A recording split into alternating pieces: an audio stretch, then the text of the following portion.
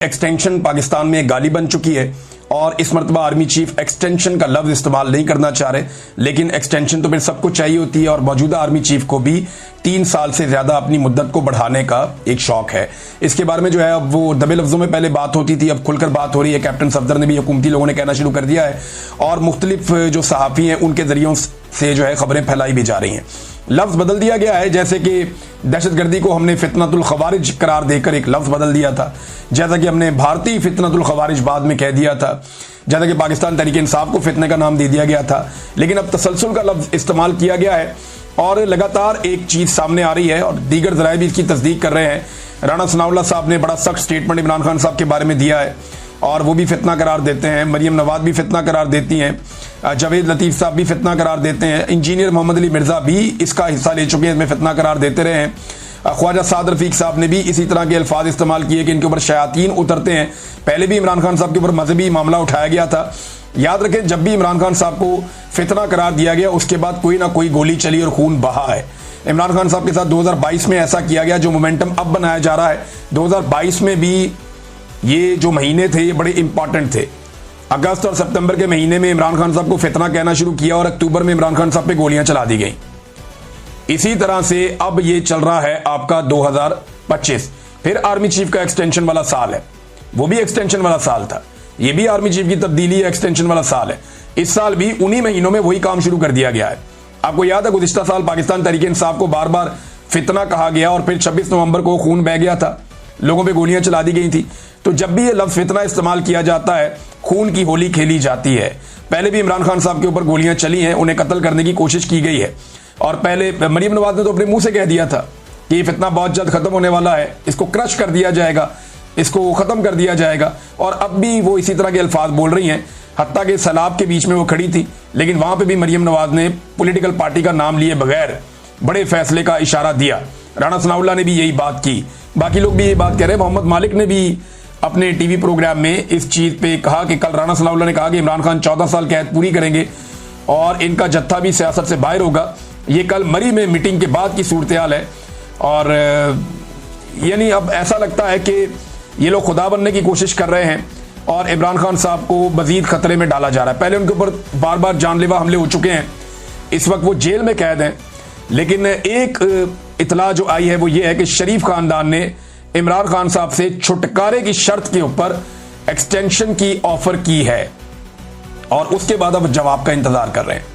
अगर एस्टेब्लिशमेंट उन्हें यह जवाब देती है कि हम आपको छुटकारा दिला देते हैं इमरान खान साहब से, आपको कोई प्रॉब्लम नहीं होने देंगे हम, या कोई भी जहां पे इनका मामला तय हो जाए, तो वहां पे भी ये एक्सटेंशन का मामला आगे बढ़ जाएगा।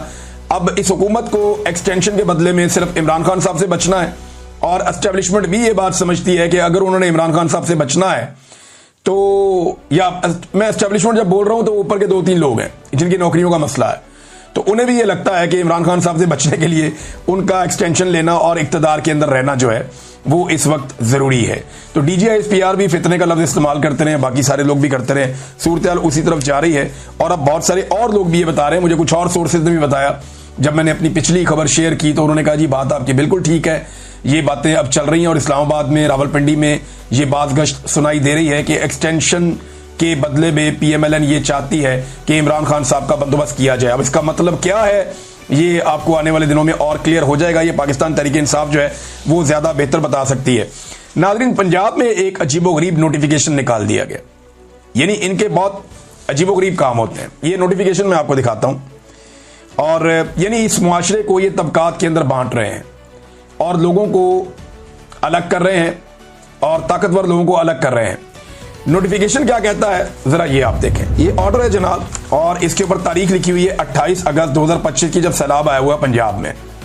फोकल पर्सन तैनात किया गया एक शख्स को और ये मिस्टर जुनैर मकसूद साहब को सेक्शन ऑफिसर हैं। RMC SHC and ME department is hereby nominated as focal person on behalf of specialized healthcare and medical education department to coordinate with all the vice chancellors, executive directors, medical directors, deans, medical superintendents for the provision of necessary medical services to government officers of PAS and PMS officers and their families from all the medical health facilities under the administrative control of SHE&ME department. देखें आप, उन्होंने special focal person ही बना दिया कि अगर कोई bureaucrat बीमार हो जाए या उसके खानदान में कोई बीमार हो जाए तो उनको इलाज मुआवजे की बेहतरीन फैसिलिटीज प्रोवाइड करने के लिए बाकायदा अब एक फोकल पर्सन तैनात कर दिया गया है जो ये जिम्मेदारी अदा करेगा और तमाम बड़े बड़े डॉक्टरों से, अस्पतालों से, MS से, डीन से, उन तमाम लोगों से वो राब्ते में रहेगा और उन्हें बताएगा जनाब फलां जो हमारे ब्यूरोक्रेट साहब हैं उनकी बेटी बीमार है, बेटा बीमार है, रिश्तेदार बीमार है, वालिद बीमार है या कोई भी उनका खानदान में बीमार है, लिहाजा उनका खास ख्याल रखा जाए। तो ये ब्यूरोक्रेसी को प्रोटोकॉल वाला इलाज देने की तैयारी की जा रही है।